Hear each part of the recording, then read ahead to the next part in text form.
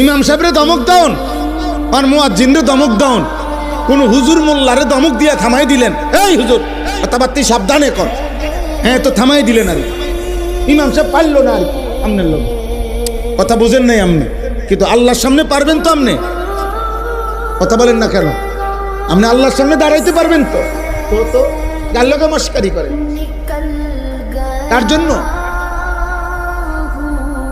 বলেন মিয়া। আমি বহুত মানুষকে বলছি মাতবরি করেন না, মাতবরি করার দরকার নেই, থামাই দিবেন আর কি।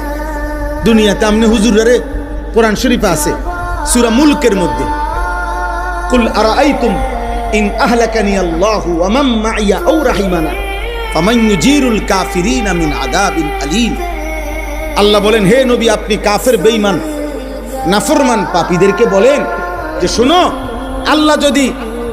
আল্লাহ যদি আমাকে এবং আমার অনুসারী ইমানদার সাহাবাদেরকে আল্লাহ যদি ধ্বংসও করে দেয় অথবা হায়াতও দেয়, আর কয়দিন যদি বাঁচাইয়াও রাখে অথবা মৃত্যুও দিয়ে দেয়, আমি যদি দুনিয়ার থেকে বিদায়ও নেই, আমি যদি চলেও যাই, কিন্তু প্রশ্ন হলো আমি চলে যাওয়ার কারণে, আমার অনুসারীরা চলে যাওয়ার কারণে তোমাদেরকে আল্লাহর আযাব থেকে বাঁচাবে কে? তোমাদের পাপের শাস্তি থেকে সেটা বলো তুমি।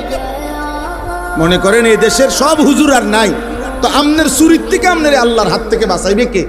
আমনের সুদ, আমনের কিস্তি, এটা না আপনি চিন্তা করবেন। আপনি হুজুর আছে না নাই? হুজুর মনে করেন নাই। আর আপনি মনে করেন অনেক মানুষ বলেন আরে হুজুররাই ফ্যাস লাগাই রাখছে, তো এগুলো সরাই দেন, এগুলারে গুলি করে সব ফেলে দেন, হুজুর এগুলারে সব বন্ধ করে দেন দেশের থেকে। আল্লাহ বলছে তো বলো ফামান ইউজিরুল কাফিরিনা মিন আযাবিন আলীম। আরে তাহলে তোমার পাপের কারণে আল্লাহর আযাব থেকে তোমারে বাঁচাইবে কে সেটা না বলবা তুমি হুজুরে ডাকো কি?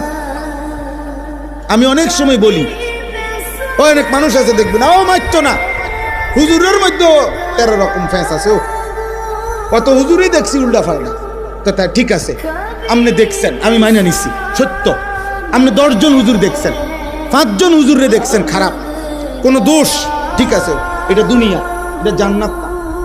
হুজুর মানে বেহেশতের থেকে আইছে না, হুজুর হিসাব দিয়ে বেহেশতে থাকে, কথা বলে না। হিসাব মানে বেহেশতের থেকে আইছে, হুজুর মানে বেহেশতের থেকে আসছে, হিসাব দিয়ে কি যাইতে হবে? পারলে যাইতে হবে। আচ্ছা এরপরেও মেনে নিলাম, তো আপনি কি এই হুজুরের লগে রাগ করে নিবিড়ি খান? আপনি এটা বলেন ঠিক আছে এই হুজুর দোষী, এই হুজুর দোষ করছে, এই হুজুরের লগে রাগ করে নি সুদ খাইতেছেন, বলেন না কেন? এই হুজুরের